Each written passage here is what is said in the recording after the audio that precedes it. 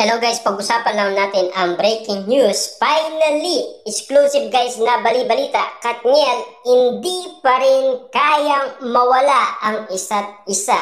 Spotted ang moments. Grabe nga naman kasi guys, ang bali-balita na pilit nating inaalam at pilit natin guys binabalikan ang mga moment ni Daniel Padilla at Catherine Bernardo. Nais natin kasi guys malaman kung katotohanan nga ba ang lahat ng bali-balita ngayon na kumakalat sa social media.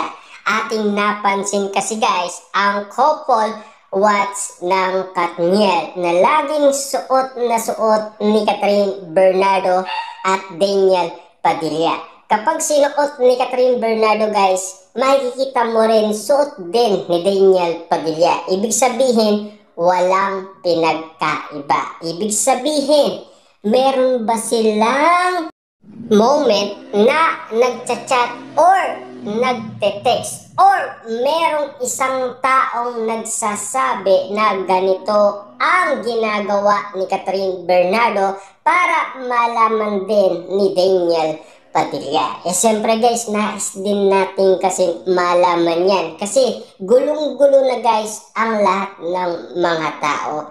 Siyempre, kapag yan ay kapansin-pansin, magugulat ka at magtataka ka. Kung bakit nga naman guys, nangyayari yan kina Catherine Bernardo at Daniel Padilla. Kakaiba man guys sa panlasa ng iba.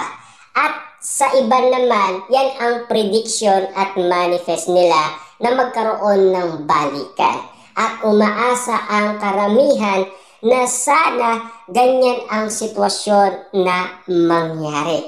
Na alam naman natin kasi guys, kapag yan ay pinag-usapan, lalong-lalo na kasi guys, patindi ng patindi. Kapag ang Katniel guys ay pinag-uusapan, siguradong magkakaroon yan ng love team. Tulad lang guys sa Katben. Noon kasi guys, kasagsagan ng Katben, talagang viral umano ang lahat ng usapin sa social media. Papaano nga naman kasi guys, nagpapakilig sina Catherine Bernardo at Alden Richard. Spotted yan guys. Kaya nga naman, eto na ang kiligan moment para kina Daniel Padilla at Catherine Bernardo naman guys. Sila naman ang nagpapakilig ngayon sa mga tao. Kakaiba nga naman kasi guys ang eksenang napakalupit nga naman kasi guys ng ganitong sitwasyon. Lahat ng mga pinag-uusapan ngayon guys, puro Katniel. Lalong-lalo na guys sa kanilang paramdam. Lalong-lalo na sa kanilang mga ugot. Siyempre guys, alam naman natin kung talagang nagmamahalan sila, bakit hindi nila pagbigyan ang isa't isa? Para hindi nga naman kasi guys maguluhan ang maraming tao dahil sa kakaintay. Lalong-lalo na kasi guys, sabik na sila kung ano man ang lahat ng mga pangyayaring ito. Lalong-lalo na guys, katulad na lang nito, spotted sila, pinag-uusapan sila dahil sa mga kasuotan nila na alam naman natin kasi guys, couple yan dahil dati ay sila ay nagmahalan. Ngayon ay inaawakan pa rin nila ang isa't isa sa pamamagitan guys ng kanilang mga sinusuot. Ibig sabihin lang yun guys, mahal pa rin nila ang isa't isa. Hindi dahil sa mahal ang mga bagay na yan. Kumbaga, nandoon ang pagmamahalan. Daniel Padilla at Catherine Bernardo. Siyempre guys, moment nila yan na alam naman natin meron silang feeling sa isa't isa. Ibig sabihin lang yan guys, pinapakawalan lang nila ang nararamdaman nila sa isa't isa para makita ng iba't ibang mga tao. Para malaman ng ibang tao na talagang sila ay para lamang sa isa't isa. Kasi guys, ang daming mga issue at intrigang na pag-usapan pero naglaho na.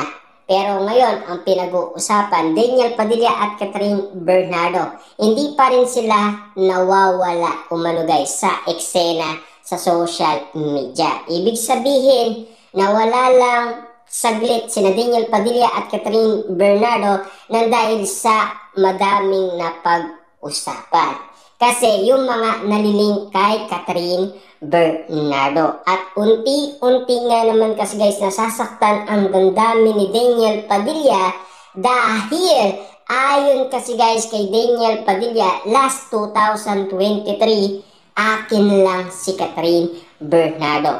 Pero may sumisingit sa kanya kasi alam nila nagkaiwalay na ang Katniel. Siyempre guys, sino-sino ba ang mga sumingit kay Daniel Padilla?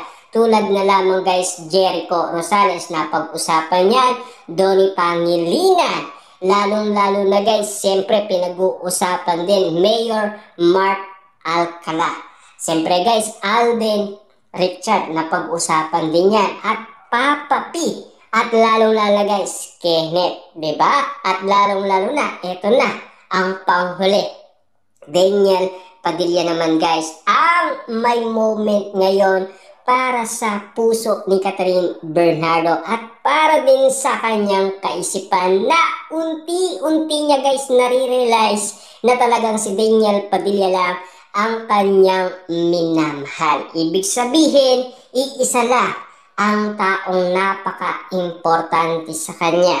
Yung nag-alaga sa kanya ng 11 years. Talagang nirespeto siya, minahal siya, lahat ng kaugalian nila, nirerespeto naman nila. Pero kulang na kulang pa rin. Dahil hindi sila magkaintindihan kasi bata pa sila. Ayon umano guys kay Robin Padilla kasi hindi pa nila nauunawaan kung ano daw ang ibig sabihin ng pagmamahalan. Kaya nga naman guys, ngayon matured na sila, baka alam na nila kung ano ang ibig sabihin ng pagkukulang nila sa isa't isa. Kaya nga naman guys, siguradong sigurado na tayo niyan.